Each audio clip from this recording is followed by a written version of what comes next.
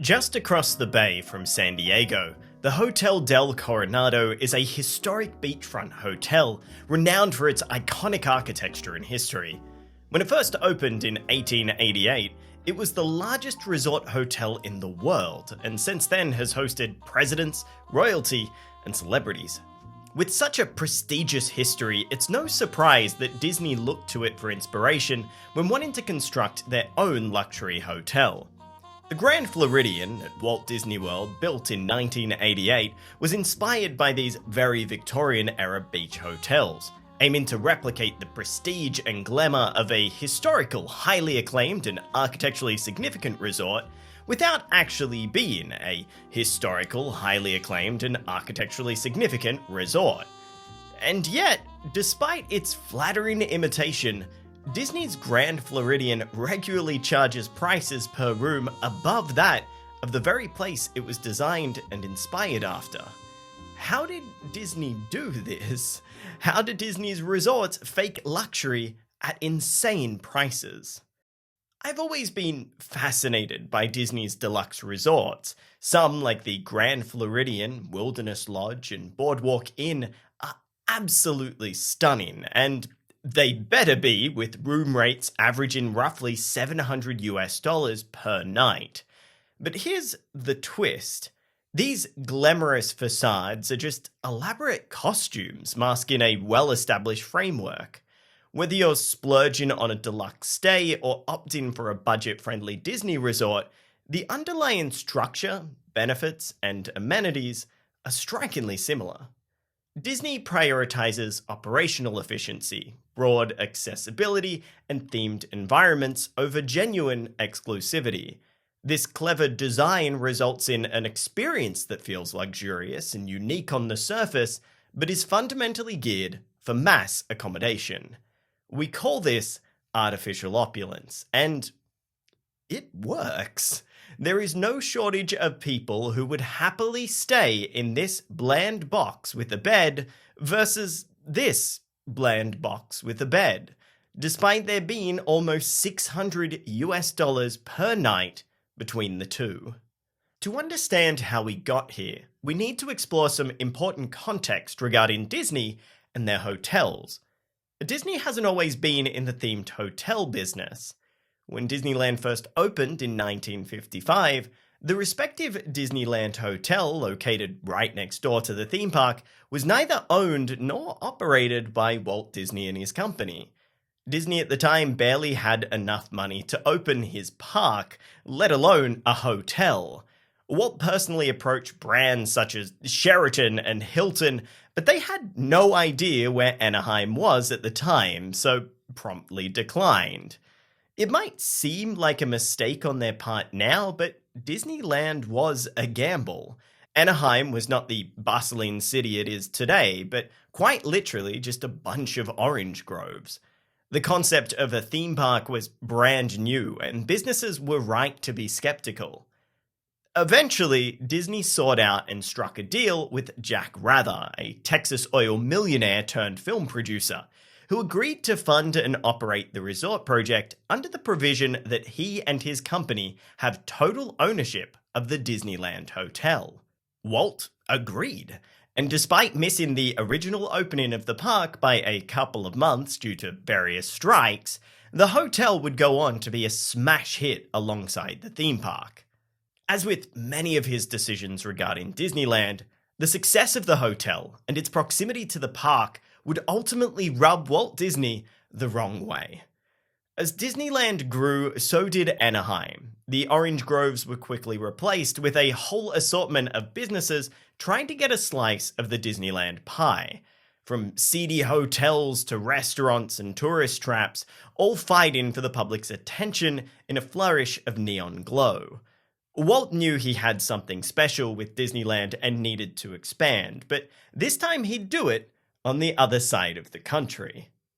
When it came to designing Walt Disney World, Disney knew that he wanted to do things differently, and designed 3 hotels that would go along the banks of Bay Lake and the future Seven Seas Lagoon that would be owned and operated by Disney themselves. Walt Disney himself would pass away before he ever saw it, But upon opening day of the Magic Kingdom on October 1st, 1971, the only two resorts at Walt Disney World were Disney's Polynesian Village Resort and Disney's Contemporary Resort. Fort Wilderness would go on to open just a month later, and the Golf Resort would open in October of 1973. While there were plans for additional hotels just outside the Magic Kingdom, including the Asian, Persian, and Venetian hotels, Disney would go quiet, building new hotels for quite a while. It wasn't until Michael Eisner came along as CEO in 1984 when things really started to take off at Walt Disney World. Eisner was a big proponent of creating what was unofficially known as the Disney Bubble. The idea would be to create an ecosystem of resorts, shops, dining, entertainment, and, of course, theme parks, all meticulously interconnected with free transportation to keep guests permanently on site during their vacation to Orlando. This meant that no matter what a guest decided to do whilst visiting Walt Disney World, Disney would make money off it. In the first 10 years of Michael Eisner's tenure, Walt Disney World would go from 4 official on-site hotels to 13, and by the end of his tenure, there would be as many as 19. Placed on the proposed land for the never-constructed Asian resort, the Grand Floridian would be the first new hotel project approved and built under Michael Eisner, and would become the self-professed flagship hotel at Walt Disney World. It would be designed in-house by Disney and executed by the architectural firm Wimbley, Allison, Tong and Gu, also known as Watg, or probably WATG. In newspaper and magazine advertisements, Disney promoted the Grand Floridian Beach Resort as the most luxurious hotel on Disney property, where guests can journey back to the turn of the century to another time and another place.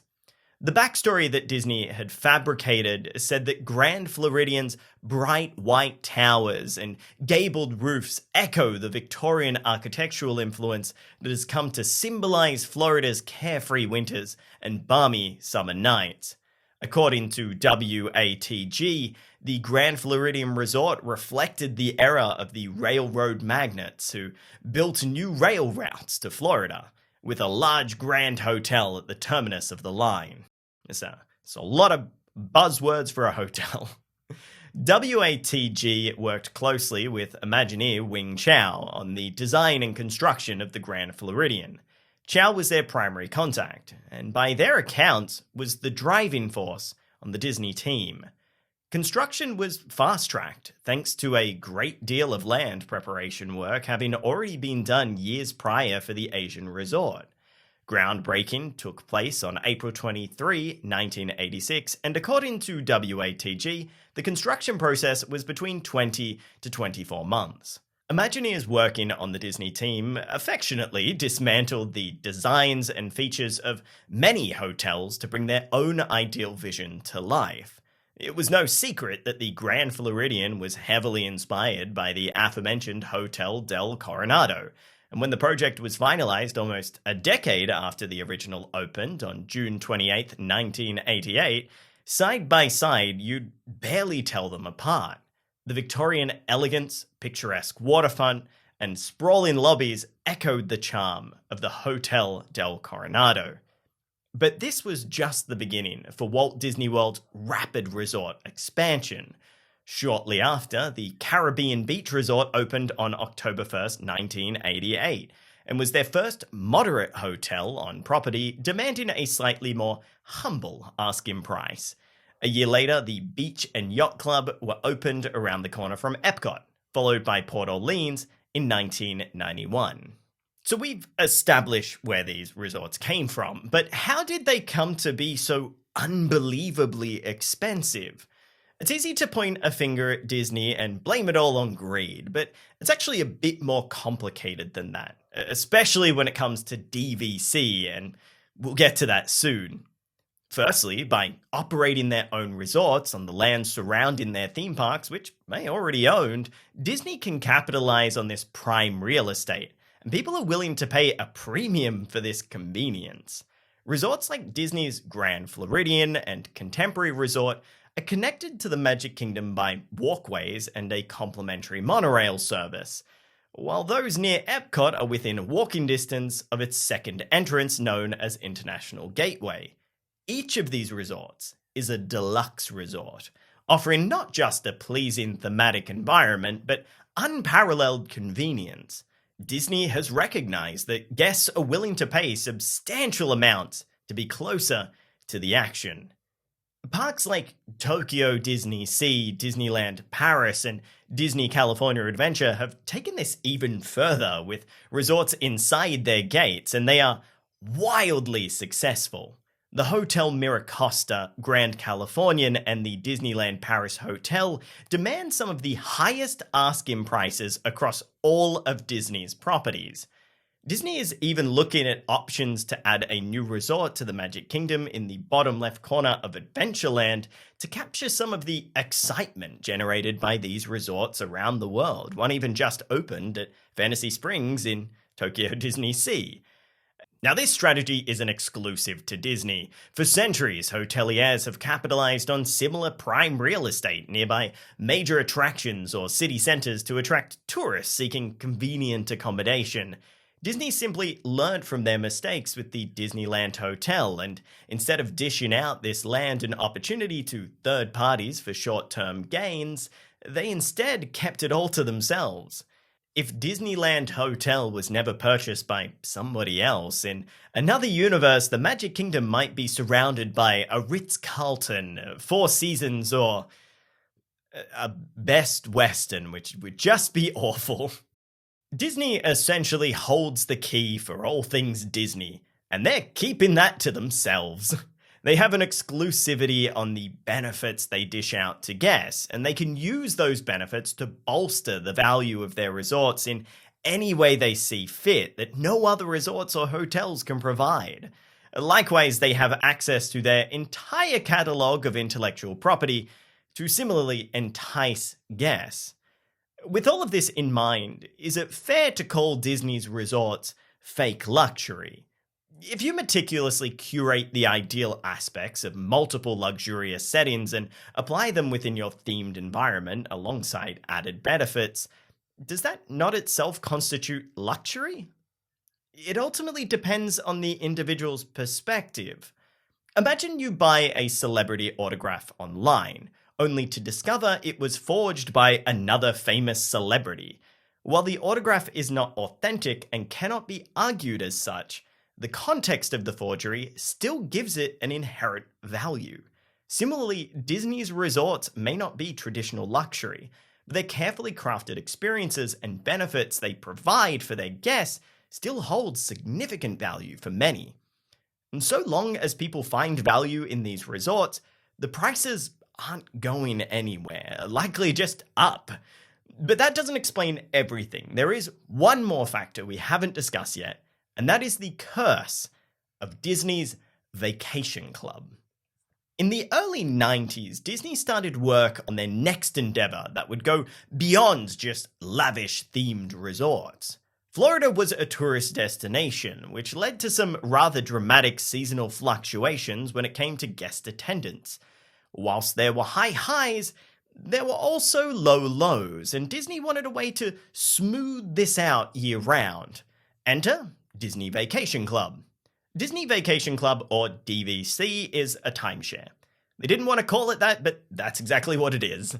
Members buy a real estate interest in a resort and receive an annual allotment of points which can be redeemed to book stays at Disney's DVC resorts. In addition to the initial purchase cost, usually around $30,000 US, members also pay annual dues for maintenance and operations. Whilst the timeshare industry has a sloppy past, the DVC program was genius for Disney. It helped alleviate some of the pressures caused by those aforementioned seasonal fluctuations, and offered long-term financial stability through recurring revenue year-round, not just when guests visited the resorts. The Disney Vacation Club Resort, now known as Old Key West, would go on to open in December of 1991. Though it would take 2 missteps for Disney to realize what guests were actually buying. After Old Key West, Disney went on to open the Vero Beach Resort in 1995 and Hilton Head Island Resort in 1996. Old Key West was a smash hit, but these last two, not so much. Adoption of DVC here was slow, and Disney initially couldn't work out why. Vero Beach and Hilton Head Island were popular tourist destinations, but they were much, much further away from Disney's theme parks, and that was exactly the problem. People stayed at Disney's resorts because they were near their theme parks, and included the benefits to match. Outside of this, Disney's resorts just weren't all that special. After this, Disney rapidly expanded their DVC offerings around the parks, all around the world, not just Walt Disney World. It wouldn't be until almost 2 decades later that they would even attempt another DVC resort away from their theme parks, but this time in Hawaii, and with all the knowledge that they had learned from Vero Beach and Hilton Head Island. Known as Aulani, it by all accounts is a smash hit.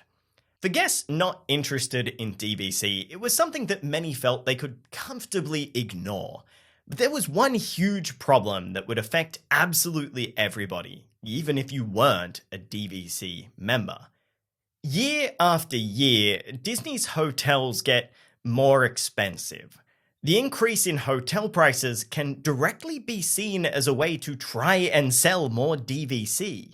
If you can lock in the next 50 years of hotel stays at Disney for a lower price than staying on-site in a non-DVC hotel, they can make it look like a bargain at first glance.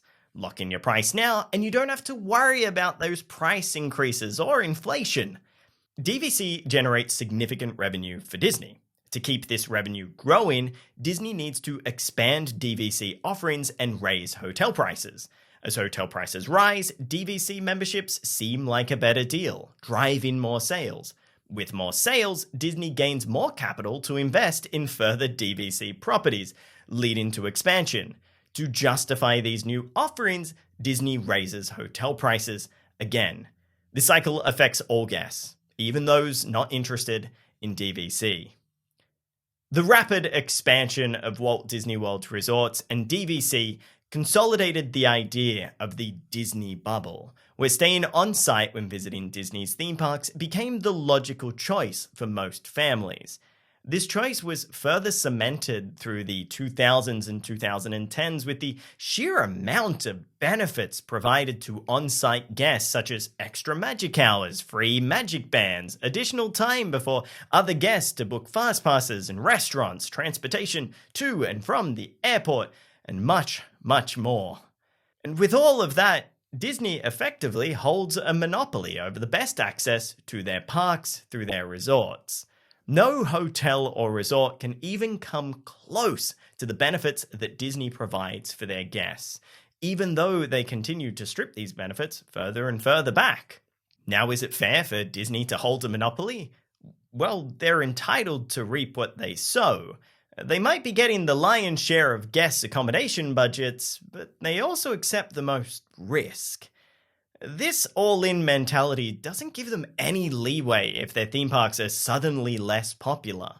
Four Seasons can support struggling resorts with their successful ones, but Disney doesn't have the same luxury. If the theme parks, the resorts, the hotels, and DVC all feel like a precarious house of cards, that's basically because it is. Theme parks and resorts are expensive to operate. Disney makes a profit as demand is high thanks to the quality of the experience they provide. If demand lowers, then the costs become too high, so they need to cut corners, lowering the quality and in turn lowering demand. And the cycle repeats. People will say, well, that's impossible, Disney isn't going anywhere. But this has already happened before to Disney. Disney's California Adventure Park, Euro Disneyland, Hong Kong Disneyland, and Walt Disney Studios Park Paris have all required massive cash injections to save them. This heightens the quality to what people expect for the price and guests return to the property. But what happens if Disney simply doesn't have the cash to do this? What happens if Disney just spent $71 billion acquiring another company and then there's a global pandemic where they go all in on streaming, which is losing them tens of millions of dollars every quarter? Nobody knows. But this is where we are. For Review Time, I'm Dom. Thanks for watching.